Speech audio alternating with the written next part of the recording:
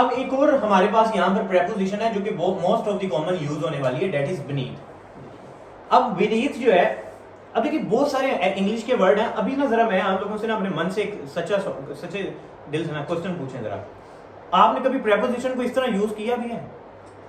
आपने अपनी मर्जी से जब दिल किया उसने ऑन उड़ा के लगा दिया, जब दिल किया बीनीथ लगा दिया। आपको पता है जब भी ये आइल्स वगैरह भी करवाते हैं तो इसमें इंग्लिश कौन सी सबसे पहले होती है?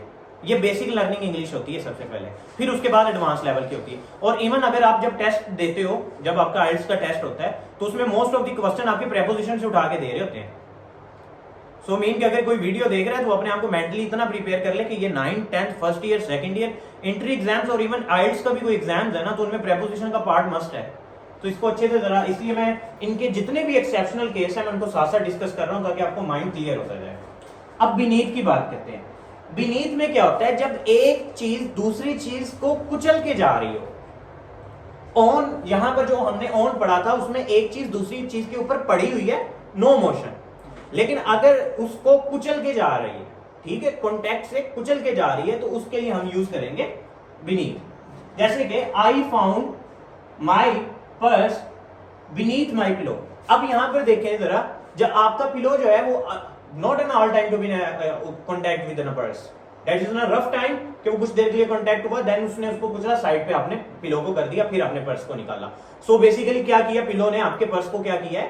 कुचला है। देखो ना, ऐसा तो नहीं ना कि बंद नीचे पड़ा हुआ था, आपको पता ही, जब आपने उसको उठाया, साइड पे किया, कनेक्शन डिसकनेक्शन क्रिएशन की, यानी कुचल के आगे गया, फिर वो आपने नीचे से पर्स निकला। या फिर आप कॉमनली इसको ऐसे कह लो कि आप जब वॉक कर रहे हो, आपकी वॉकिंग, आपकी पाँव, आपके जो पाँव है वो आपकी सरफेस को क्या कर रहा है? जमीन की सरफेस को कुचल रहा है, दबा के आगे निकल रहा है। सो जब भी कोई चीज दूसरी चीज को कुचल के आगे निकले तो उसमें आप हमेशा कौन सा वर्ड यूज करते हो? बीनीथ का वर्ड यूज करते हो। ओके, नेक्स्ट हमारे पास क्वेश्चन आता है ऑफ का।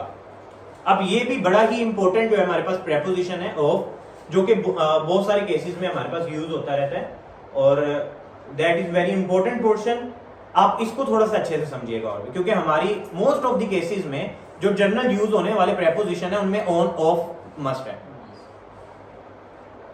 अब ऑफ आपका किसी भी चीज की ओनरशिप, पॉसेसिवनेस या रिलेशनशिप, मलकियत को शो करने के लिए कि वो आपकी चीज है, आप उसको मालिक शो कर रहे हो, तो उसमें भी कॉमनली जो है ना वो आप ऑफ यूज करते हो। उसके अलावा ऑफ जो है किसी चीज को सिलेक्ट या चूज करने के लिए कि ये मैंने चूज करना है, ये वाला ये।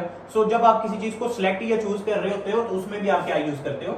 ऑफ यूज करते हो। उसके अलावा अब कोई चीज किससे मिलकर बनी हुई है, जैसे कि ये टेबल किससे मिलकर बना हुआ है? लकड़ी से, वुड से।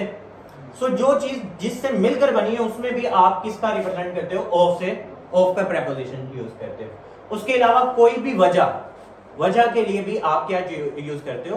ऑफ यूज करते हो। अभी एग्जांपल लेते हैं ना तो आपको सारा क्लियर हो जाएगा। जैसे कि द ड्रामा ऑफ शेक्सपियर, ये कॉमनली हमारे पास सबसे बड़ा ड्रामा नॉवेलिस्ट होता है, ये यूएसए और बाहर के जितने भी उनके ड्रामा नगार जो था वो शेक्सपियर टॉप रैंक पे है। So drama of Shakespeare are very interesting. जो शेक्सपियर का ड्रामा है वो बड़ा इंटरेस्टिंग है। अब ड्रामा किसका है? शेक्सपियर का, यानी कि ये यहाँ पर क्या शो हो रही है? मालकियत शो हो रही है ना, ड्रामा किसका है। तो इसमें हम क्या यूज कर रहे हैं? इसे ऑफ यूज कर रहे हैं। फिर ही डाइड ऑफ कैंसर, वो कैंसर की वजह से मरा। अब यहाँ पर क्या आ गई? रीजन आ गई, काज आ गई, वजह आ गई। तो वजह के लिए भी हम क्या यूज करते हैं? ऑफ इस्तेमाल करते हैं। उसके बाद the table is made up of would. अब यहाँ पर देखो मेड अप ऑफ, यानी कि मैंने यहां पर बताया था कि जो कोई चीज किससे मिलकर बनी हुई है, तो the table is made up of, table किससे मिलकर बना है? Would say. तो जब आप किसी की बता देते हो कि कोई चीज किससे मिलकर बनी हुई है तो उसके लिए आप क्या यूज करते हो? ऑफ यूज करते हो। And one of the students comes here, पूरी क्लास में कोई एक स्टूडेंट इधर है, सो मैं क्या कर रहा हूं? उस स्टूडेंट को सिलेक्ट कर रहा हूं, चूज कर रहा हूं। सो चूज और सिलेक्ट की कंडीशन में भी आप क्या यूज करोगे? ऑफ यूज करोगे।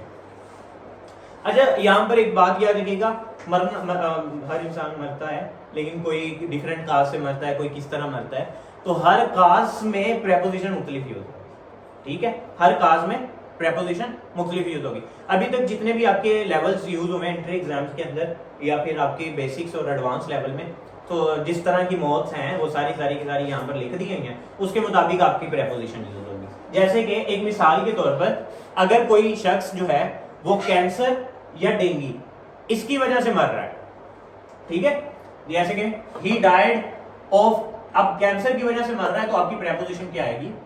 ऑफ। अगर कोई बंदा एक्सीडेंट की वजह से मर रहा है, ठीक है, ही डाइड डैश एक्सीडेंट, तो he died in accident, he died in accident. यानी अगर कोई शख्स जो है वो मर रहा है, मर गया है एक्सीडेंट के अंदर, तो उसके लिए आप क्या यूज करोगे? प्रेपोजिशन इन, ऑफ नहीं इस्तेमाल करोगे। एक्सीडेंट के लिए इन। अगर कोई शख्स जो है वो जख्म या ज्यादा खाने से, तो ज्यादा खाना ओवर ईटिंग से भी हो जाता है ना, HND वाले बैठे हुए हमारे सामने, क्यों डॉक्टर साहब? मर जाते हैं ना, ओवर ईटिंग से भी मर जाते हैं, इसको माल न्यूट्रिशन से भी मर जाते हैं लोग। कम अगर आपकी डेफिनेशन में कॉमनली डिजीजेस हमारे पास, खैर मेरी वायो तो नहीं, हम इंग्लिश पढ़ रहे हैं, क्वाशियरकर एंड मेरिस्मस, ये डिजीजेस तो खैर ज्यादा खाने से या किसी जख्म से कोई शख्स मर जाए तो उसके लिए आप प्रेपोजिशन यूज करोगे फ्रॉम। यानी कि आप कह लो he died dash wound, he died from wound या he died from over eating.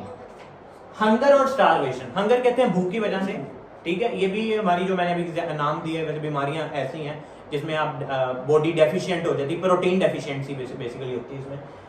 सो अगर स्टारवेशन, भूख की किल्लत की वजह से कोई शख्स मर रहा है, भूख की वजह से मर रहा है, तो उस कंडीशन में जो है आप क्या यूज करोगे? प्रेपोजिशन ऑफ यूज करोगे। फिर उसके अलावा अक्सर हम कहते हैं शर्म से डूब मरो, ठीक है, लेकिन आप मरते मरते कोई नहीं हो। अगर शर्म की वजह से या फिर गम की वजह से, परेशानी की वजह से अगर कोई शख्स मर रहा है तो उसमें आपकी प्रेपोजिशन क्या आएगी? विद। देखो कितने मरने की अलग अलग कैटेगरीज है ना, सेम एज प्रेपोजिशन भी अलग अलग आएगी इसमें। अच्छा भाई, कोई भी वायलेंस हो रहा है, वायलेंस बेसिकली क्या होता है कि आप कहते हैं धमाका हो गया, बड़ी लड़ाई झगड़ा हो गया, उसकी वजह से धमाके हो गए, और उसके अलावा कहीं समुंदर की सुनामी आ गई। सो इस तरह की बड़ी बड़ी जो काज होती हैं वायलेंस उनको कॉमनली। सो वायलेंस की वजह से अगर कोई शख्स मर रहा है तो उसके लिए आप क्या यूज करोगे? बाय। जैसे कि ही डाइड डैश, आगे एक बॉम्ब, तो बाय बॉम्ब, ये इस तरह की मीन कि जब कोई सिंपल वायलेंस हो।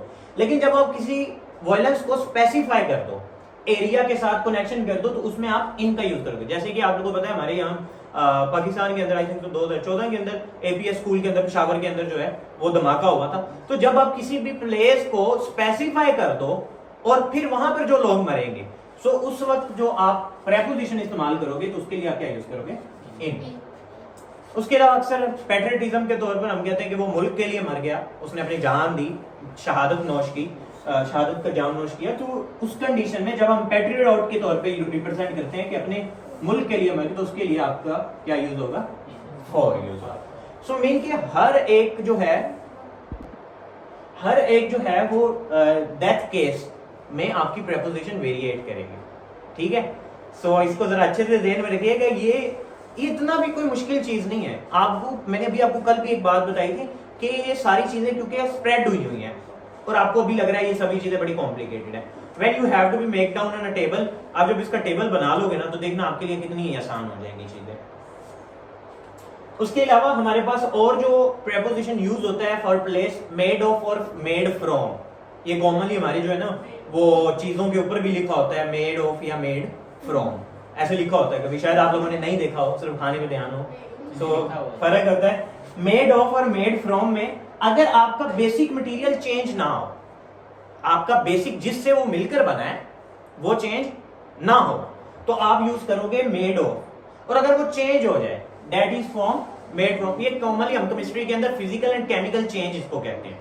अगर आपका फिजिकल चेंज होता है तो वो हमेशा अपने आप को रिकन्वर्ट कर लेता होता है, और जो फिजिकल चेंज नहीं होता वो अपने आप को कभी भी रिकन्वर्ट नहीं कर पाता होता, तो उसके लिए मेड फ्रॉम। जैसे कि एक एग्जांपल देते हैं, paper is made from would. Paper जो है वो किससे बना है? लकड़ी से, ठीक है, वुड से बना है। अब यहाँ पर ऑफ आएगा या फ्रॉम आएगा? नहीं, फ्रॉम आएगा भाई।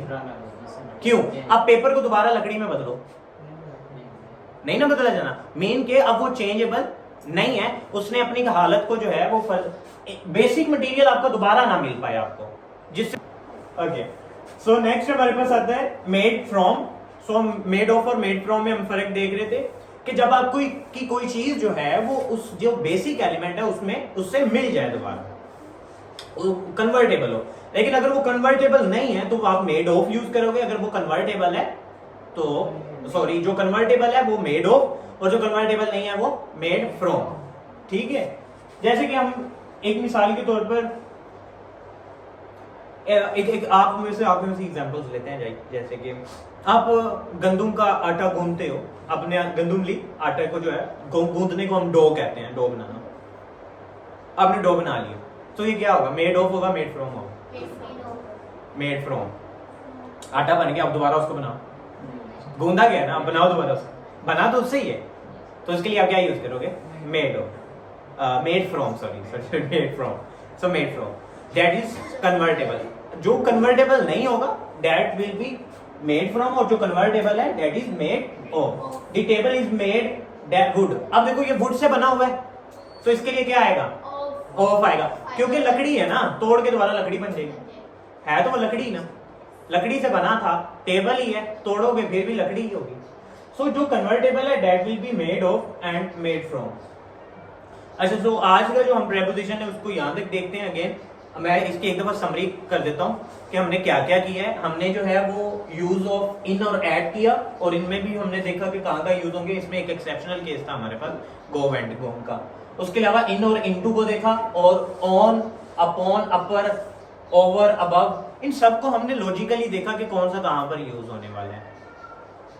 चीजों को लॉजिकली पढ़ो, कब तक चीजों से भागते रहोगे कुछ भी नहीं मिलेगा और कुछ भी नहीं होगा फायदा। दिमाग को थोड़ा सा खोलो, और जब तक आप अपने आप को खुद एडवांस लेवल पे नहीं ना लेके जाते हो तो चाहे आप जिस मर्जी लेवल पे पहुंच जाओ जिंदगी के, आपका दिमाग उसी लेवल का ही रहता है।